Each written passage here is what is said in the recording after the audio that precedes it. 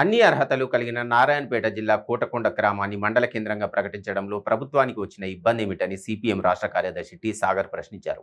నారాయణపేట మండల పరిధిలోని కోటకొండ గ్రామంలో కోటకొండ మండల సాధన సమితి ఆధ్వర్యంలో గత 3 రోజులుగా జరుగుతున్న రిలే దీక్షలకు ఆయన ముఖ్య అతిథిగా హాజరై ప్రారంభించారు.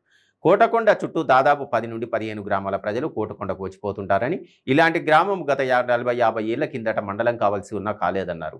ఇప్పటికైనా ప్రజల సౌకర్యం కోసం, ప్రభుత్వ పరిపాలన సౌలభ్యం కోసం మండల కేంద్రంగా వెంటనే ప్రకటించాలని ఆయన కోరారు. మండలాన్ని సాధిద్దాం పోరాడదాం. కోటకొండ మండలం అయ్యేంత వరకు పోరాడదాం. కోటకొండ మండలం అయ్యేంత వరకు పోరాడదాం.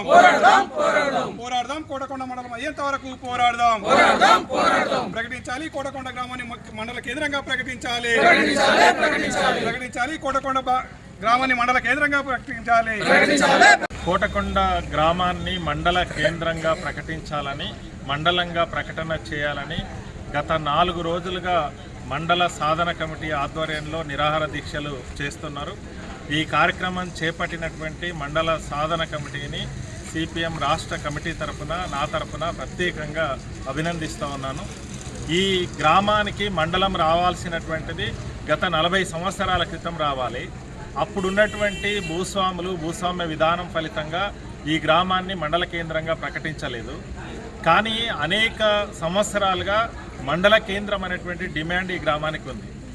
గతంలో మండలాలు, జిల్లాలు విభజన చేసేటువంటి సందర్భంలో కేశవరావు గారి కమిటీకి ఈ గ్రామంలో ఉన్నటువంటి నాయకులు, రాజకీయ పార్టీలు, లేదు ఈ గ్రామము, ఈ ప్రాంతం నుంచి వెళ్ళినటువంటి అనేక మంది నాయకులు వాళ్ళని కలిసి వినతి పత్రం ఇవ్వడం జరిగింది. ఆ రోజు ఆందోళన కూడా నిర్వహించడం జరిగింది. ఇప్పుడు జిల్లాలు అయిపోయిన తర్వాత మండలాలు కూడా అనేక ప్రకటిస్తున్నటువంటి సందర్భంలో చిన్న చిన్న గ్రామాలని లేదా ఒకే మండలంలో 4-5 మండలాలుగా ప్రకటిస్తున్నటువంటి ఘటనలు ఉన్నాయి. నారాయణపేట జిల్లా ఏర్పడిన తర్వాత కూడా ప్రకటించినటువంటి మండలాలు చిన్న చిన్న గ్రామాలు మండలాలుగా ప్రకటించారు. కానీ కోటకొండ గ్రామానికి అన్ని రకాల అర్హతలు ఉన్నాయి. గతంలోనే ఇక్కడ స్టేట్ బ్యాంక్ ఉంది, టెలిఫోన్ ఎక్స్చేంజ్ ఉంది, పోస్టల్ ఉంది, హై స్కూలు ఏర్పడింది, సహకార సంఘము ఇక్కడనే కేంద్రంగా గతంలో పనిచేసింది, ఆయుర్వేదిక వైద్యశాల గతంలో అనేక సంవత్సరాల క్రితమే ఇక్కడ ఏర్పాటు అయ్యింది. అన్ని రకాలుగా అర్హతలు ఉన్నటువంటి, ఏ రకమైనటువంటి ఫలానా లోపం ఉంది ఇక్కడ మండల కేంద్రం పెట్టుకోవడానికి అనేటువంటి అవకాశం లేకుండా అన్ని రకాల అర్హతలు కోటకొండ గ్రామానికి ఉన్నాయి. దాంతోపాటు చుట్టుపక్కల ఉండేటువంటి 10-15 గ్రామాలకు కేంద్రంగా కూడా ఉంది. ఆ గ్రామాల నుంచి నిత్యం వచ్చిపోయేటువంటి పరిస్థితి కూడా ఉంది.